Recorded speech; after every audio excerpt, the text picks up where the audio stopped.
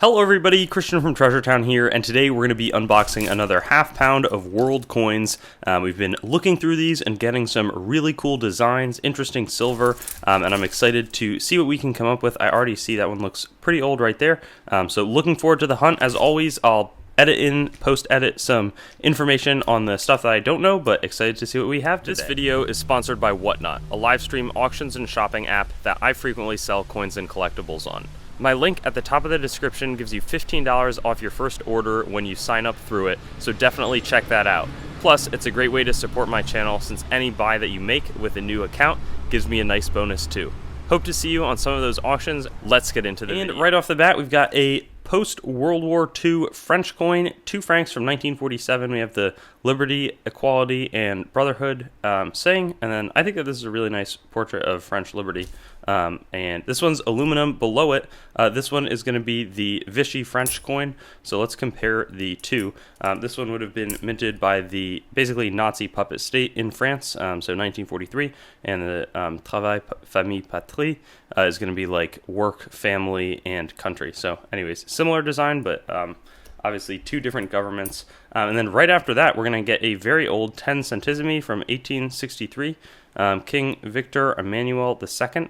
I think that this was right around the time of like the formation of the Italian state, so this one isn't super valuable, but still like a cool older large copper coin. Then we've got 2 cents from Australia. 1966, they phased out their 2 and 1 cent coins, and you know, not a super important one, but this one's 5 lev from 1930 from Bulgaria. Looks like, I don't know if that's, I'll post-edit this in, but I don't know if that's like 1814 or 814 is like a year when presumably some important like figure was fighting or maybe formed Bulgaria. I'm not sure. I know Bulgaria was important in some of like the Ottoman invasions and you know, fought against the Ottoman Empire and with some of the other European powers. 1975, Ireland, 10 pence or Pingan, I forget exactly which one it is. And then this just looks like a token. It's at Ballmatic, South Bend, Indiana. You know, these are mystery bags that I buy, so really anything can be inside. Here's a Queen Beatrix, 1988, Netherlands, 5 gulden, demonetized, you know, within about 10 years after that. And then a 50 centavos from Portugal, 1945. Definitely a, you know, nothing against them, but they've declined relative to a lot of their power, like in the coinage of the 1700s and early 1800s. Here we've got a Queen Elizabeth, 1958, 1 shilling. That's her first portrait. She obviously started her reign in 1952 and went all the way to 2022. And here we've got a few other of her coins, 1966 and 64 with Britannia. And when I find like a British coin, I'll try to knock out some other ones. Here's a Canadian King George VI, who was before her and after King George V. This one looks like World War II coinage just based off of the composition. It says 25 cents, 1942, so it is. This is like the same composition of the steel cent that the United States made in 1943, and it displays a lot of the same like issues where as these would like wear on or wear down, there'd just be like, it was kind of ugly, so that was a big reason that outside of the magnetic composition that we stopped minting those, and it was really a 1-year issue. A little bit of rim hits here, but 10 centimes from the French Empire, Napoleon III, 1855. Barre is like a pretty prominent engraver of the time, and Napoleon III was the nephew of the original Emperor Napoleon, and I think he was king from like 1848 to 1852, and then like proclaimed himself the emperor. And then I believe he was, once like his reign was over, they no longer had any emperors, and then we get like some of those Herculean designs on some of their larger silver coins. Here's a 1991 Nigerian 10 kobo, very minimal face value, but just, I don't know, kind of a neat item. And then 1 pennia, 1968 from Finland. Whenever you see Suomen Tasvalta, that means that it is a Finnish coin. Here's a French Empire 1 franc. Again, a lot of similar coins, not like as many crazy ones, I would say, in this batch, but you know, part of the fun of the hunt, I guess. And a 1 kroner from 1972 from Sweden. Here's an Australian coin, also a penny. 240 of these pennies would be 1 pound, so they were not on the 100, like base 100 system. It was a base 240, where 20 or 12 pennies would be a shilling, 20 shillings in 1 pence. We've got Bahamas, 1981, 25 cents, and then another one of these French coins. This is a 10 francs from 1949. It's sort of got a cool design, and the interesting thing about these is that before World War II, they were making these out of 68% silver, which in France was unusual because prior to that, like France had almost always been using 83.5% silver. After they switched away from like 90% silver post, like I don't know, in the mid to late 1800s. Here, this looks like a Taiwanese coin, possibly a new dollar or some amount of new dollars, but I really don't have as much expertise in a lot of the Asian coins, and this one also looks Asian, though this one definitely looks like it could be a Thai coin, and I'll do a little bit of research and try to let you know what this is. But this is also interesting. I don't think I've ever seen a coin like this because it's much thicker than a lot of the Thai coins are, and will be an interesting mini research project. I may not be able to know what it is, but okay, that looks like 20, so 20 of something. Maybe it's a 20 baht. That'll be good mini test. Try to figure it out. 50 cents from Fiji, 1982 Pacific Island coin. And again, Queen Elizabeth's very far-reaching influence seen on that coin. And then here, 1932. This looks like some sort of a metal, as opposed, and it's been removed from some sort of a mount as well. It's a volleyball medal, huh? Collegio POX or POX. I don't know. Curious if anybody knows what that is. Let me know. Swedish coin, 1952 Tuor, a Greek 50 lepta from 1966.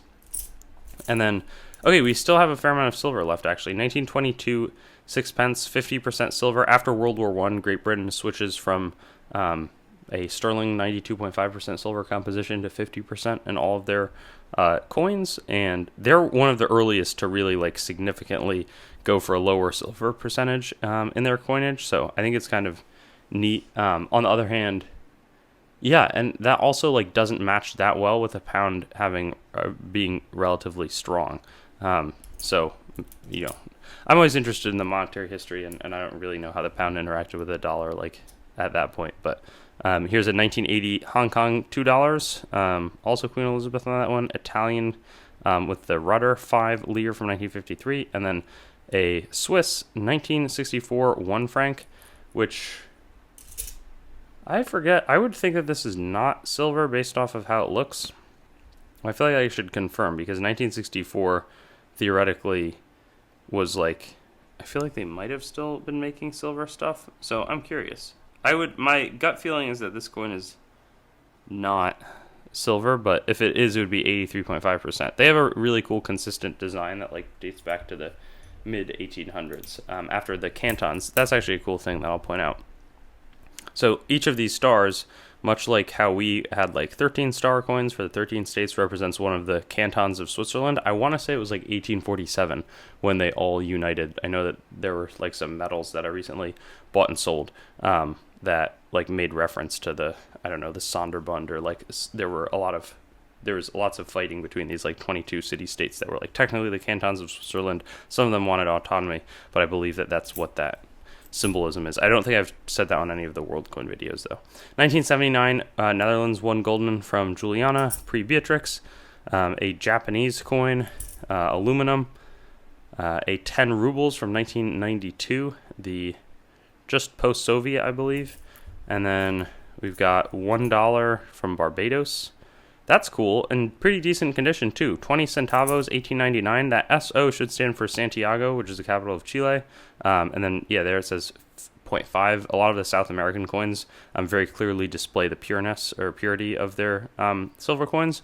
And then O Roti, that's a pretty significant French engraver who also made the designs on the French, the Sower, the 5 franc coin. And then the Sower was used as inspiration on both the Walking Liberty $50 in the United States, as well as the current obverse design for the American Silver Eagles since 1986. So did not realize that he had put together this cool Chilean design, but I think that that's awesome. I guess most of the coins that I've traded have been in a little worse condition, where presumably that would have been rubbed away. So very happy with that one. And then Netherlands, East, or no, that one's down there. That was East Caribbean states, which are like a monetary union that basically makes it so that like some Caribbean islands can have a currency to trade with, because otherwise they'd be too small and it would be like inconvenient to use their own currencies. Then a 10 centavos, and like the previous one, yeah, this one says 90% silver, from Colombia in 1911. A little bit worn, but a nice coin. Here we've got the Netherlands Antilles quarter golden 1954, probably either 64 or 72% silver. Some classic privy marks, but the Netherlands Antilles are in North America.